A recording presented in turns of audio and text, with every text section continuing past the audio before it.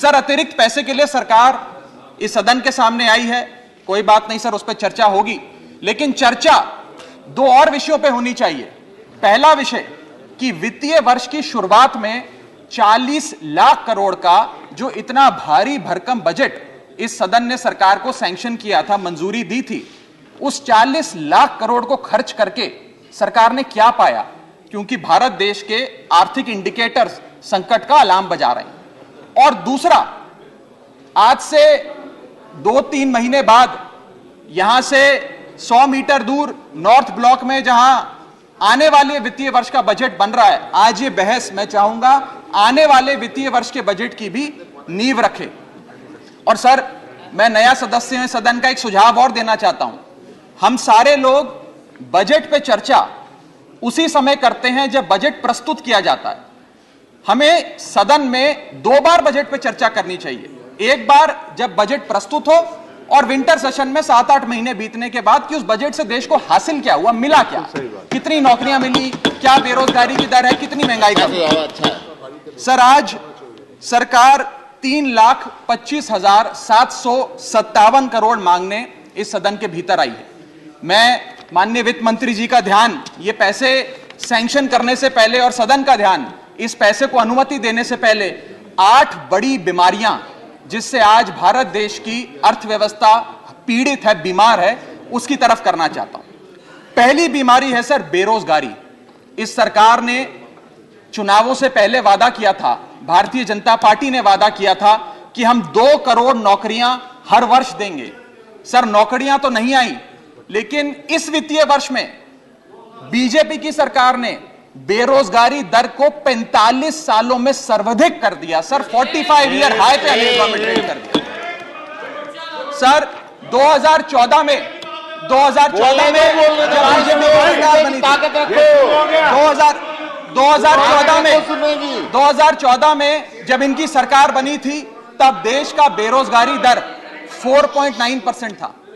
जब इनकी सरकार बनी थी तो बेरोजगारी दर 4.9% था। आज 8 साल बाद 2022 में यह बेरोजगारी दर 4.9% से बढ़कर 8% पे आ गया। 8%। और ये तो ऑर्गेनाइज सेक्टर की बेरोजगारी है। अनऑर्गेनाइज सेक्टर के जॉब लॉसेस, एमएसएमई के कारखाने कितने बंद हो गए, उनका घर बिक गया, कारखाने बंद हो गए, उसका तो हिसाब ही सरकार के पास नहीं है।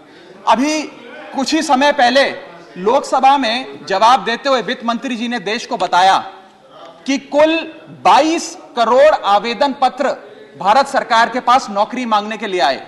उन 22 करोड़ आवेदन पत्रों में से आपको जान के चंबा होगा, सरकार ने मात्र 7 लाख लोगों को नौकरी दी। सर, 22 करोड़ आवेदन पत्र के मुकाबले 7 लाख लोगों को नौकरी।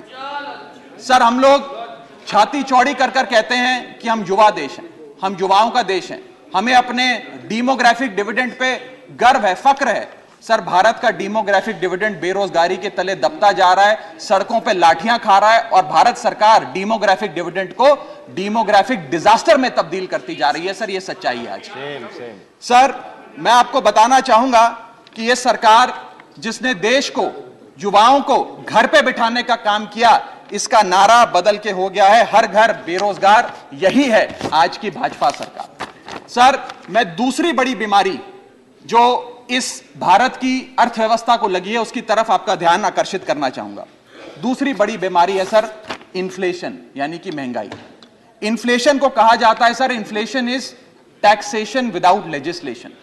वो महंगाई जो सरकार कानून लाए बिना जनता पे थोप देती है। सर, आज भारत की महंगाई इस वित्तीय वर्ष में 30 सालों में सर्वाधिक थी। सर, 30 ईयर हाई पे, जहां भारत की थोक महंगाई 12 से 15% के आसपास घूम रही है और खुदरा महंगाई 6 से 8% के आसपास घूम रही है। वादा किया था सर आय बढ़ाने का, आय तो बढ़ी नहीं, महंगाई बढ़ गई। और सर, बढ़ती महंगाई और घटती कमाई के चलते आज देश को आधार कार्ड की नहीं, उधार कार्ड की जरूरत पड़ रही है। देश के आम आदमी को उधार कार्ड की जरूरत है। और सर, आज इस बहस को सुन रहे भारत देश के करोड़ों लोगों को मैं कहना चाहूंगा कि यह सरकार आप सबको गरीब कर रही है। गरीब सिर्फ वो नहीं सर जो सड़क पे कटोरा लेकर भीख मांग रहा है, हम सब गरीब हो रहे हैं। गरीब इसलिए हो रहे हैं कि हमारी आमदनी नहीं बढ़ रही, लेकिन महंगाई बढ़ती जा रही है। सर मैं उदाहरण देता हूं, एक शख्स जो 20,000 रुपए महीने के कमाता था और 18,000 रुपए खर्च करता था, वो महीने का 2,000 रुपए बचाता था। आज उसकी आमदनी 20 की 20 है, 20,000 है, लेकिन खर्चा 18,000 से बढ़कर 25,000 करोड़ हो गया। यानी कि 20,000 की आमदनी, 25,000 का खर्च, 5,000 रुपए की नुकसान का खामियाजा का कर्जा देश का एक एक आदमी भुगत रहा है। सर मैं बताना चाहूंगा, सुनिए मेरी बात ध्यान से। जब 2014 में महंगाई का आलम देखिए सर, 2014 में जब यह सरकार बनी थी तो पेट्रोल 55 रुपए प्रति लीटर पे बिकता था। आज पेट्रोल 100 रुपए प्रति लीटर पे बिकता है। डीजल 45 लीटर पे बिकता था, 45 रुपए प्रति लीटर, वो डीजल आज 90 रुपए प्रति लीटर पे बिक रहा है सर। एक गैस का सिलेंडर 400 रुपए का मिलता था बाजार में 2014 में जब इनकी सरकार आई थी, आज वो गैस का सिलेंडर 1100 रुपए का हो गया सर, 1100 रुपए का। दूध 1 लीटर 36 रुपए का मिलता था, दूध आज 60 रुपए प्रति लीटर हो गया है। और सर सीएनजी 40 रुपए प्रति यूनिट प्रति केजी मिला करती थी, आज वो सीएनजी 80 रुपए प्रति यूनिट मिलती है सर। इस सदन में सर जब प्याज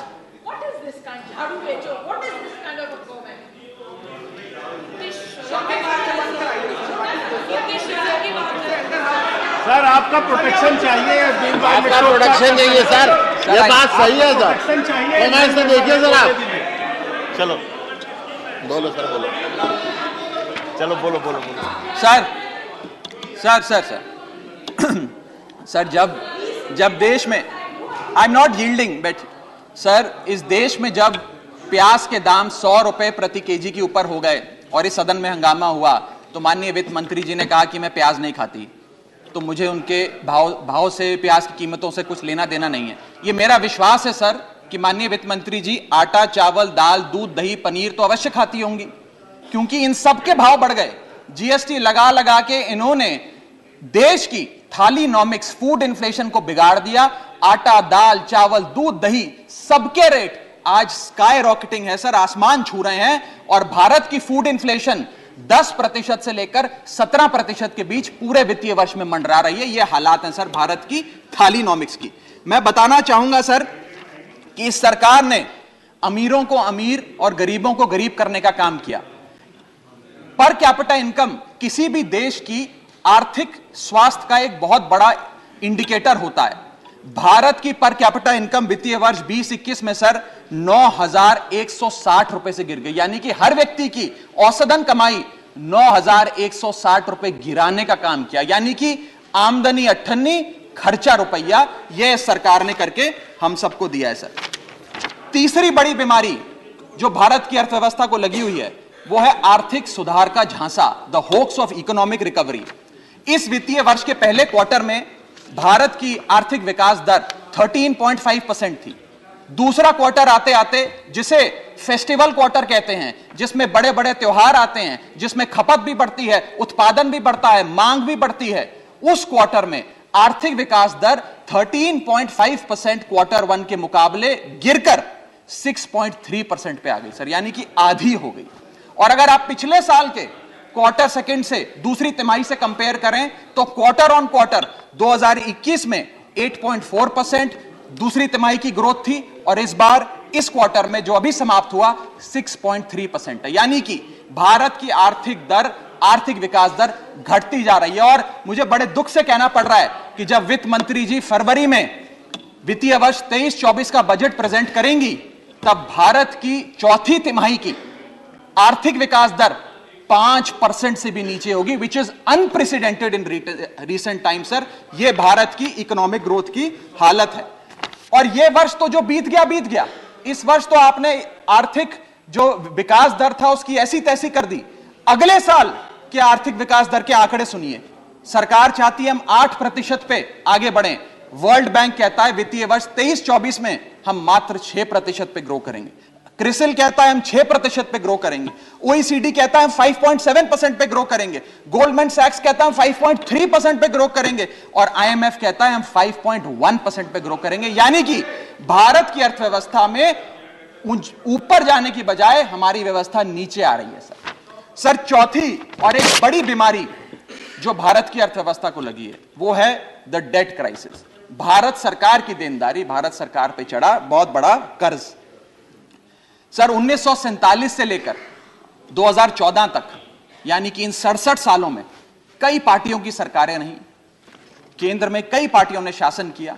इन 67 सालों में तमाम पार्टियों की सरकारों ने मिलकर कुल कर्जा 55 लाख करोड़ का लिया था, और बीते 8 सालों में 2014 से 2022 में इस बीजेपी की सरकार ने कुल कर्जा 85 लाख करोड़ रुपए लिया।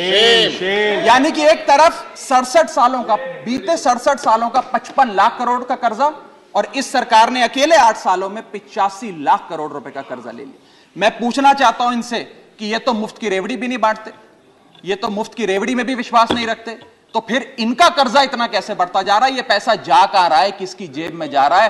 दोस्तवाद की नीति के तहत कौन से इनके दोस्त हैं जिन्हें फायदा पहुंचाया जा रहा है? ये मैं पूछना चाहता हूं सर 2014 में जब भाजपा की सरकार बनी तो government debt to GDP ratio 40% था, मात्र 40%। आज government debt to GDP ratio इस देश में 90% छू रहा है सर, 90%। और इस देश की डेट की स्थिति बढ़ाकर 1,55,000 करोड़ का 1,55,000 करोड़ का कुल कर्जा इस देश ने लिया सर। पांचवी बीमारी जो भारत की अर्थव्यवस्था को लगी हुई है, पांचवा बड़ा रोग, किसानों का संकट।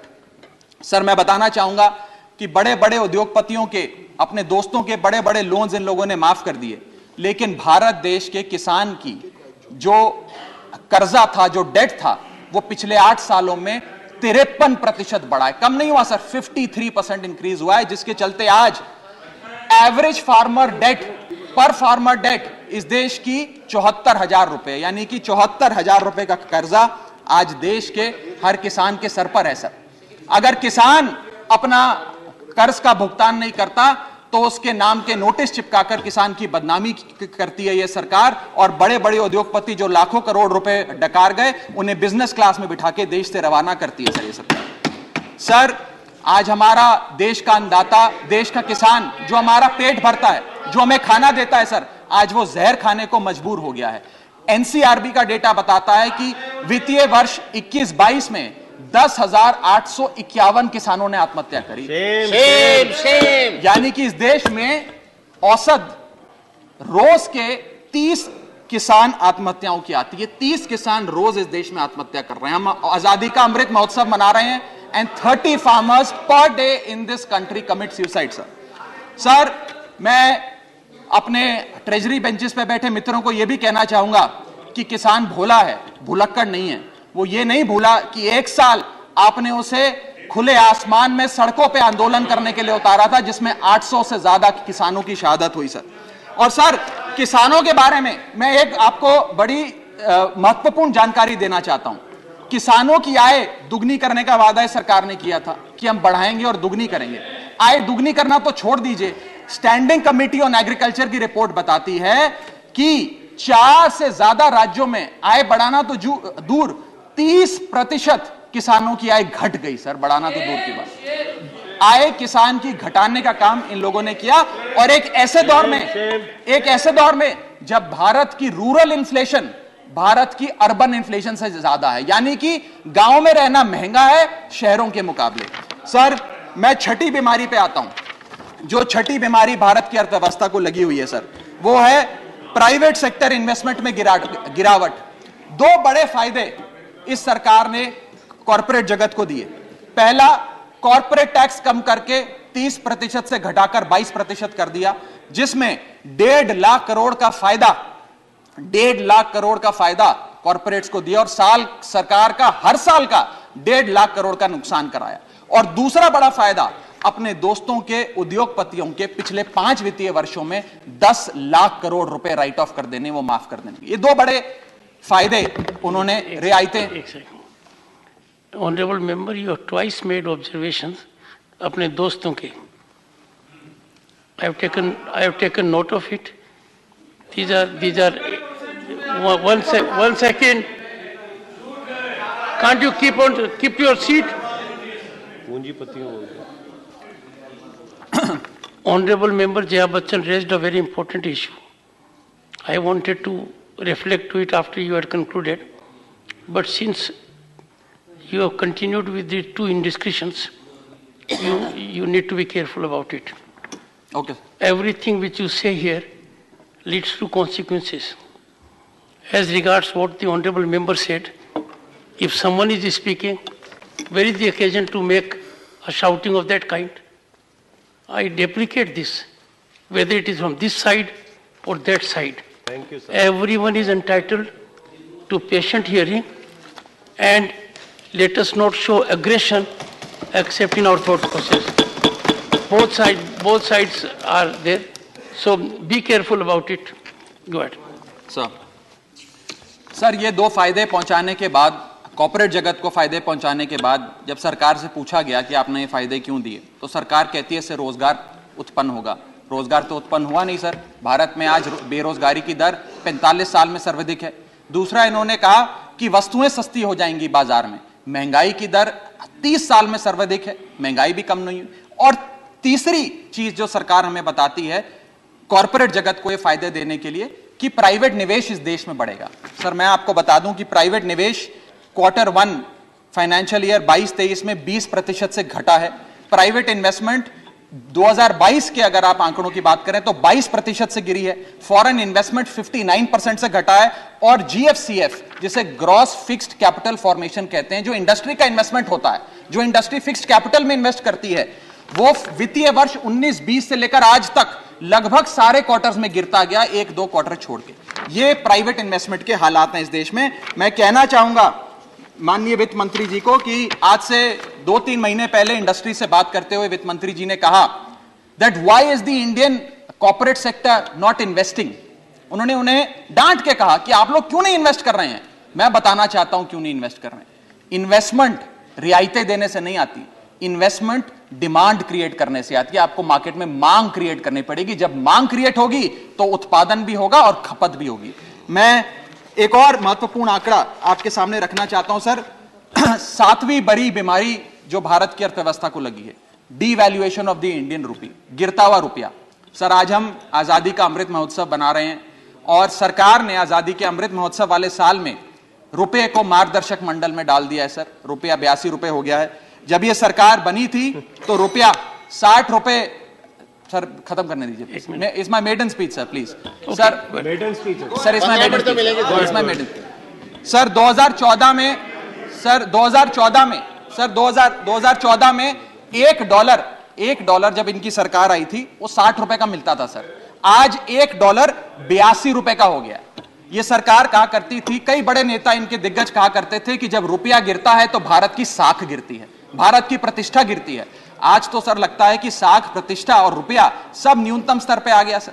मैं आपको यह भी बताना चाहता हूं सर कि कोई भी अर्थशास्त्री आपको यह बताएगा कि जब रुपया गिरता है तो भारत के एक्सपोर्ट बढ़ते हैं और बढ़ने चाहिए भी सर। क्यों बढ़ते हैं? क्योंकि मान लीजिए कोई बहुत बड़ा बायर अमेरिका में बैठा है, वो भारत की एक वस्तु $5 पे खरीदता था। आज क्योंकि डॉलर मजबूत हो गया, रुपया कमजोर हो गया, वो वस्तु $3.5 में उसे मिल जाती है, तो वो ज्यादा ऑर्डर देता है, भारत के एक्सपोर्ट बढ़ते हैं। लेकिन आज एक बड़ी चौंका देने वाली स्थिति इस देश में है कि रुपया तो गिर रहा है, डॉलर मजबूत हो रहा है, लेकिन भारत के एक्सपोर्ट्स भी गिर रहे हैं। और एक्सपोर्ट्स क्यों गिर रहे हैं, यह मैं सवाल भारत की वित्त मंत्री जी से पूछना चाहता हूं।